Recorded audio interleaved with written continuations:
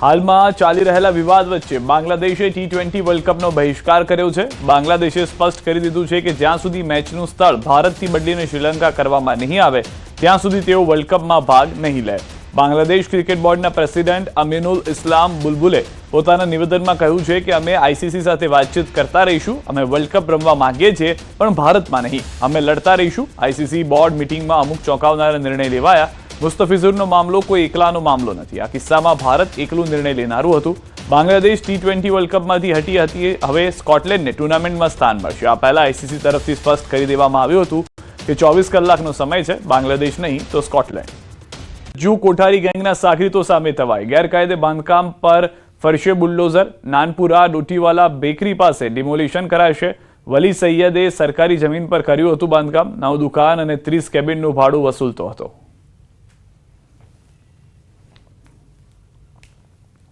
9 પાકા દુકાનો અને 30 કેબિનો આ સરકારી જમીન ઉપર દબાણ કરી આ કેબિનોના કન્સ્ટ્રક્શન કરી આ લોકોથી ભાડે વસૂલતા હતા ગયા કઈ વર્ષોથી। માહિતી મળતા જ આ લોકો વિરુદ્ધ કાર્યવાહી કરવામાં આવી રહી છે અને એસએમસીના સ્ટાફ સાથે ડિમોલિશનની કાર્યવાહી હાથ ધરવામાં આવી છે। અમદાવાદથી સમાચાર। કુખ્યાત આરોપીના ઠેકાણા પર ચાલ્યું છે બુલડોઝર। દાણી લીમડામાં ગેરકાયદે બાંધકામને તોડી પડાયું।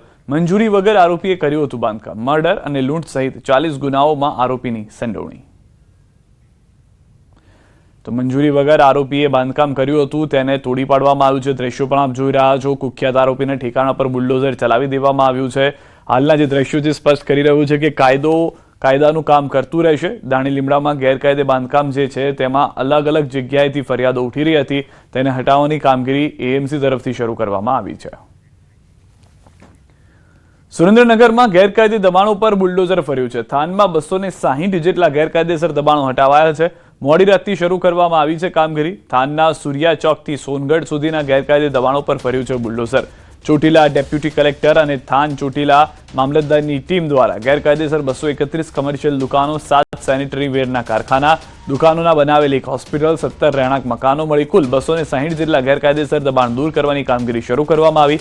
આ તમામ દબાણકર્તાઓને ગત 6 ઓગસ્ટના રોજ નોટિસ આપવામાં આવી હોવા છતાં પુરાવા રજૂ ન કરી શકતા કાર્યવાહી કરવામાં આવી। તમામ ગેરકાયદેસર દબાણો દૂર થતા અંદાજે 5 એકર જમીન સરકારી જમીન હાલ બજાર કિંમત 210 કરોડથી વધુની જમીન ખુલ્લી થશે।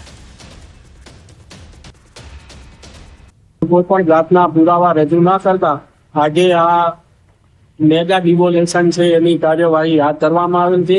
આ ડિમોલેશનની અંદર કુલ 4 જેસીબી મશીનની મદદથી આ ડિમોલેશનની કામગીરી ચાલુ છે। આ સરકારી જમીન છે કુલ 52 એકર ઉપર દબાણ હતું અને 52 એકર જમીન છે એ 3 દિવસની અંદર આ કાર્યવાહી 3 થી 4 દિવસ ચાલશે। વલસાડના ધરમપુરમાં લવ જિહાદનો કિસ્સો પ્રકાશમાં આવ્યો છે। એક આદિવાસી સગીરા લવ જિહાદનો શિકાર બની હોવાથી સમગ્ર પંથકમાં ચકચાર મચી ગઈ છે। ધરમપુરમાં આદિવાસી સગીરાને એક વિધર્મી યુવક ભગાવી જવાની ઘટના પ્રકાશમાં આવતા જ લોકોમાં રોષ વ્યાપ્યો છે। મોટી સંખ્યામાં લોકો ધરમપુર પોલીસ સ્ટેશન પહોંચ્યા હતા। લોકો સાથે હિન્દુ સંગઠનના કાર્યકર્તાઓ પણ ધરમપુર પોલીસ સ્ટેશને પહોંચ્યા। જોકે બનાવને ગંભીરતાથી લઈ પોલીસના ઉચ્ચ અધિકારીઓ પણ સ્થળ પર પહોંચ્યા અને વિધર્મી યુવક વિરુદ્ધ ફરિયાદ દાખલ કરી અને વહેલી તકે આરોપીને ઝડપી સગીરાને પરત ઘરે સોંપવા માટેની બાંહેધરી આપી। વિવિધ ટીમો બનાવી અને સગીરા અને વિધર્મી યુવકને ઝડપી શોધવા માટે પ્રયાસો હાથ ધરવામાં આવ્યા છે। ગામની દીકરીને વિધર્મી યુવક દ્વારા ભગાવી જવાની ઘટનામાં અહીં આજે ગામના આગેવાનો અને બીજા પણ આગેવાનો એના માતા પિતા તમામ આવેલા હતા અને એમણે પોલીસ સમક્ષ એવી માંગણી કરી છે કે અમારી દીકરી જે ભગાડી દેવામાં આવી છે એ વહેલી તકે અમને મળી જાય અને પોલીસ તરફથી પણ એવું જ આશ્વાસન આપવામાં આવ્યું છે કે અમે સમય લિમિટ કરતા જલ્દીમાં જલ્દી દીકરીને એના માતા પિતાને સોંપી દઈશું એવા અમારા પ્રયત્ન છે। ગ્રુપના મિત્રો વગેરે એની પણ ઘનિષ્ઠ પૂછપરછ કરવામાં આવી છે અને તમામ ધરમપુરના સીસીટીવી કેમેરા ચેક કરવામાં આવ્યા છે જેમાં લોકોના લોકેશન મળી આવે છે। આગળની તપાસ ચાલુ છે અને આરોપીને સખતમાં સખત સજા થાય એ રીતે ચાર્જશીટ પણ કરવામાં આવશે। મીડિયા અહેવાલો બાદ બેલારૂસમાં ફસાયેલ મહિલા પરત ફરશે। વડોદરાના એજન્ટોએ પરત લાવવાની બતાવી છે તૈયારી। બેલારૂસમાં ફસાયેલા મીના જોશી પરત નવસારી આવશે। વડોદરાના એજન્ટે ટિકિટની વ્યવસ્થા કરી છે. નવસારીના મીનાબેન જોશી બેલારુસમાં ફસાયા બાદ હવે ટૂંક સમયમાં વતન પરત ફરશે. તેઓ આગામી 24મી તારીખે દિલ્હી ઇન્દિરા ગાંધી ઇન્ટરનેશનલ એરપોર્ટ પર પહોંચશે અને ત્યારબાદ દિલ્હી એરપોર્ટથી નવસારી ખાતે પહોંચશે, જેના પગલે તેમના પરિવારે રાહતનો શ્વાસ લીધો. મહત્વનું છે કે થોડા દિવસો પૂર્વે મહિલાએ એજન્ટ વિરુદ્ધ વિડીયો દ્વારા આક્ષેપો કર્યા હતા.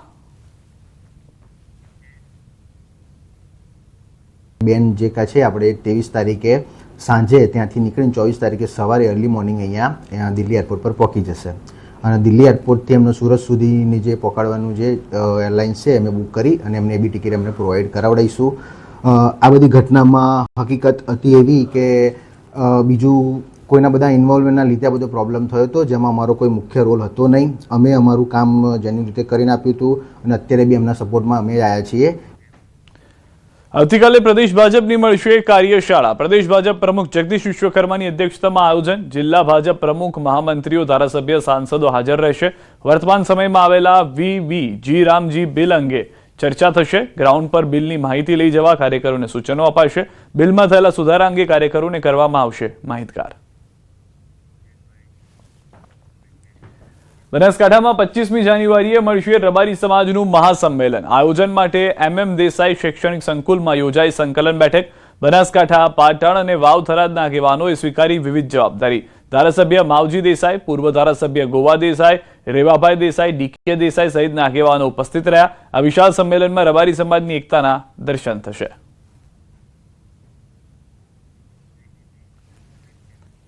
પાટણ જિલ્લા કોંગ્રેસ દ્વારા TB 3 રસ્તાથી કલેક્ટર કચેરી સુધી રેલી યોજવામાં આવી. ખોટી રીતે આપવામાં આવેલ વાંધા અરજીને લઈને પાટણ જિલ્લા કોંગ્રેસે આક્ષેપો કર્યા. SIR પ્રક્રિયામાં ચોક્કસ સમાજના લોકોને ટાર્ગેટ કરીને ચૂંટણી પંચને ખોટી રીતે વાંધા અરજી આપવાનો આરોપ લગાવવામાં આવ્યો છે. અલગ અલગ તાલુકાના કુલ 50,000થી પણ વધુ લોકો પર વાંધા અરજી ખોટી રીતે ચૂંટણી પંચને આપવામાં આવી છે, જેને લઈ પાટણ જિલ્લા કલેક્ટરને આવેદનપત્ર આપી ચૂંટણી પંચ તેમજ કલેક્ટર દ્વારા કાર્યવાહી કરવા માંગ કરવામાં આવી છે. એવા ઘણા બધા વ્યક્તિઓ છે. એક વ્યક્તિએ 50થી વધુ વાંધા આપ્યા છે અને આ તમામ વ્યક્તિઓએ ભારતીય જનતા પાર્ટી સાથે સંકળાયેલા છે. એટલે અમે કલેક્ટરશ્રીને કહ્યું છે કે જે રીતે અમદાવાદ કલેક્ટરે દરેક ચૂંટણી અધિકારીને પત્ર લખ્યો છે કે ખોટા વાંધા આપ્યા અને ફોર્મ 7 રજૂ કર્યું છે, એની સામે પોલીસ FIR દાખલ થવી જોઈએ. જેતપુરથી સમાચાર. મંદિરમાં ધોળા દિવસે ચોરી. જેતલસર જંકશન ગામે મંદિરમાં ચોરી. 76ની ચોરીનો વિડીયો વાયરલ. અજાણ્યા શખ્સે માતાજીની મૂર્તિ પરથી 76ની ચોરી કરી. દર્શનના બહાને આવેલો ગઠિયો CCTVમાં કેદ થયો. ધાર્મિક સ્થળ પર બનેલી આ ઘટનાને પગલે ગ્રામજનો અને ભાવિકોમાં ભારે રોષ જોવા મળી રહ્યો છે. CCTV ફૂટેજના આધારે આ ગઠિયાને ઝડપી પાડવા પોલીસ દ્વારા કવાયત હાથ ધરાઈ છે.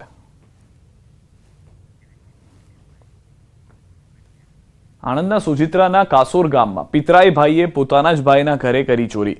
ફરિયાદ નોંધાતા પોલીસે આરોપીની કરી ધરપકડ. કાસોર ગામે કરિયાણાની દુકાન ધરાવતા અમિત પટેલે તેના નજીકના સગાના દીકરી નડિયાદમાં લગ્ન પ્રસંગે ગયો હતો, જ્યાં તેના મકાનમાં આરોપી કેતુલ પટેલે તેના ઘરમાં ઘૂસીને 9 લાખના સોનાના દાગીના અને અમેરિકન અને કેનેડા ડોલર સહિત 4 લાખના મુદ્દામાલની ચોરી કરી, જેનો ભેદ ગણતરીની કલાકોમાં જ પોલીસે ઉકેલી આરોપીને દબોચી જેલ હવાલે કરી દીધો. મહત્વનું છે કે આરોપીને પકડાઈ જવાનો ડર લાગતા દાગીના ફરિયાદીના ઘરની ગેલેરીમાં નાખવા જતા ફરિયાદીના હાથે ઝડપાઈ ગયો. ફરિયાદીએ પોલીસને જાણ કરતા આરોપી પકડાયો હતો. પોલીસની ધોંસ વધી એટલે એ જે સોના ચાંદીના દાગીના અને ઘરેણા છે એ ફરિયાદીના ગેલેરીમાં નાખી અને નીકળી જવાનો પ્રયત્ન કરતા હતા. એ દરમિયાન ફરિયાદી એમને જોઈ ગયેલા અને એમણે પોલીસને જાણ કરી અને પોલીસ ત્યાં તાત્કાલિક પહોંચી ગઈ અને એમની પૂછપરછ કરતા આ જે આરોપી જે છે એ ફરિયાદીના પિતરાઈ ભાઈ છે અને એ એમનો પરિવાર આખો એ મેરેજમાં ગયેલો હતો, પણ આ વ્યક્તિ પોતે જ એકલા આ મેરેજમાં ગયેલા નહોતા, કારણ કે એમને જે એક્ટિવા છે એના 3 હપ્તા ચડી ગયેલા હતા અને અન્ય મોસોકના કારણે દેવું થઈ ગયેલું હતું. એટલે આ ભરપાઈ કરવા માટે એમણે આ ગરફોડ ચોરીને અંજામ આપેલો હતો. સુરેન્દ્રનગરમાં આર્ટ્સ કોલેજથી બસ સ્ટેશન સુધી બનાવવામાં આવ્યો છે રિવરફ્રન્ટ. 10 કરોડ 15 લાખના ખર્ચે બનાવેલા રિવરફ્રન્ટ અંદાજે 1.5 માસ કરતા વધુ સમયથી બની તો ગયો છે, પરંતુ તે રાહ જોઈ રહ્યો છે ઉદ્ઘાટનની. જોકે રિવરફ્રન્ટ રોડથી બહાર નીકળવા માટે એપ્રોચ રોડ હજુ બનાવાયો નથી, ત્યારે મનપાના અડધણ વહીવટના કારણે પ્રજાના ટેક્સના રૂપિયાનો ધુમાડો કરાયો હોય તેવી સ્થિતિ સર્જાય છે. શહેરની ટ્રાફિક સમસ્યા નિવારવા માટે ભોગાવો નદીની સમાંતર રિવરફ્રન્ટ રોડ બનાવવાની કામગીરી કરાઈ હતી. પ્રથમ ફેઝમાં જિલ્લા પંચાયતથી આર્ટ્સ કોલેજ સુધી રિવરફ્રન્ટ બનાવાયો, જ્યાં વાહનોની અવરજવર થાય છે. પરંતુ આર્ટ્સ કોલેજથી બસ સ્ટેશન સુધી રિવરફ્રન્ટ તૈયાર તો થઈ ગયો, પરંતુ સીએમના હાથે તેનું ઉદ્ઘાટન મોકૂફ રહ્યું હતું. જોકે મનપાના અધિકારીઓ હજુ પણ કામગીરી શરૂ હોવાની ગુલબાંગો ફૂંકતા હોવાની જોવા મળી રહ્યા છે. જે આર્ટ્સ કોલેજ થી રિવરફ્રન્ટ બનાવવામાં આવ્યો છે તેમાં આગળ કોઈ પણ જગ્યાએ જઈ શકે એવું જ નથી. આગળ જે રિવરફ્રન્ટ બંધ થઈ જાય છે.